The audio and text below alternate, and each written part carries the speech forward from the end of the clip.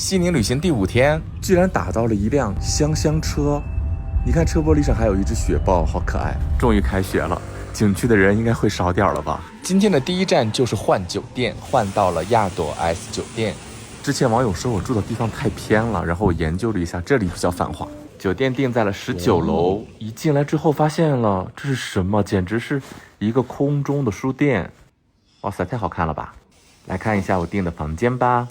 这个亚朵的房间也太大了吧，转来转去在房间里面我感觉都要迷路了。这是一个小套房，有客用的卫生间，还有衣帽间，还有小的会客厅。这个主人的洗手间也太大了，我真的太优秀了，太会选酒店了。然后来看一下大卧室旁边的窗外风景吧。这里就是整个西宁最繁华的市中心了，之后可以好好逛一逛。很多人说西宁酒店没有空调啊，可是这里有啊。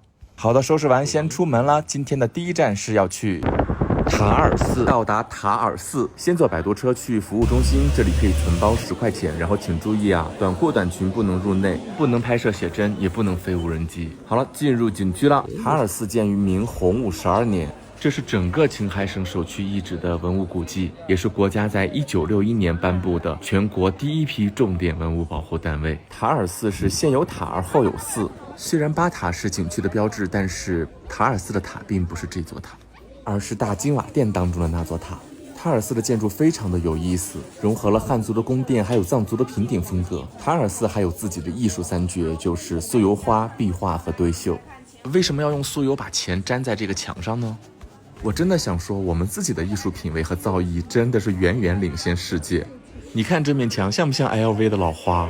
尽管各个大殿里面是不能够拍照的，但是有一些壁画在户外也是能够看到的，有一些是直接画在了墙壁上，还有栋梁上。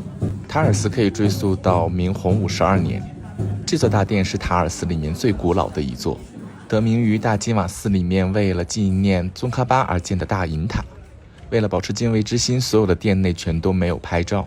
据说在金瓦寺里面的塔里有一株600多年的菩提树，它的根系一直蔓延出大金瓦殿外，又成长成一棵更大的菩提树。在酥油花馆里面还可以看到有25位喇嘛花了3个多月的时间制作而成的酥油花。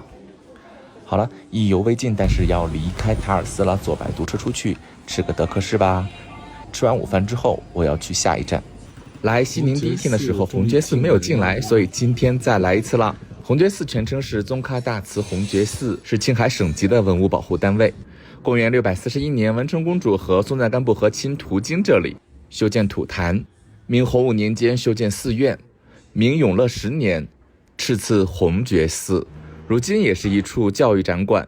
然后在大殿的横梁上，你可以看到各个时期的题字，这些是修缮的记录。宣德2年3月13日，这是古丝绸之路和唐波古道上一个重要的地点。这里究竟有多么的重要，只能等你们自己亲自来看。自古这里便有先有红觉寺，后有清塘城的说法。清塘城就是西宁旧称。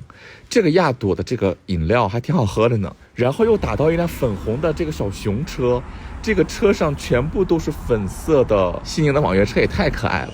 好了，来逛逛街吧。先来我爱的泡泡玛特，这个拉布布太可爱了，让我买到啦。然后去唐道里面有一个非常大的书店，叫几何书店。他们说这是整个中国最大的一座几何书店，里面全部是洞穴。这个书店也太好逛了吧，就像一个市集一样。除了图书之外，还有很多藏文化的手工艺品，还有咖啡店，还有各种的文创。哇塞，我最喜欢的建筑模型，这一些辅座，还有这一些建筑构件的搭建真的是太好看了。这是哪个建筑呀？我也没有找到。这里面的书太适合我了，全是我爱的书，还有壁画。这个书店里面居然还卖石头，是称重卖的，买了44块钱的，哈哈。这里面还有免费的明信片可以盖章，我也来盖一个留个纪念吧。这个商场感觉这一块是不是外加出来的，感觉好大。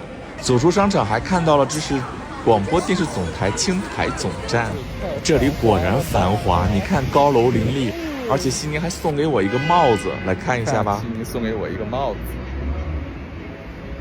哈，可爱吧？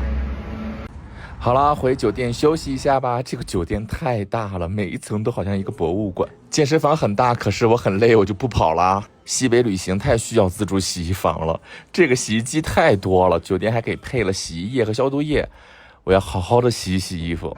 然后我还发现这里的一个隐藏彩蛋，就是这个亚朵的洗手间的镜子是一个蓝牙音响，哇塞，太高科技了。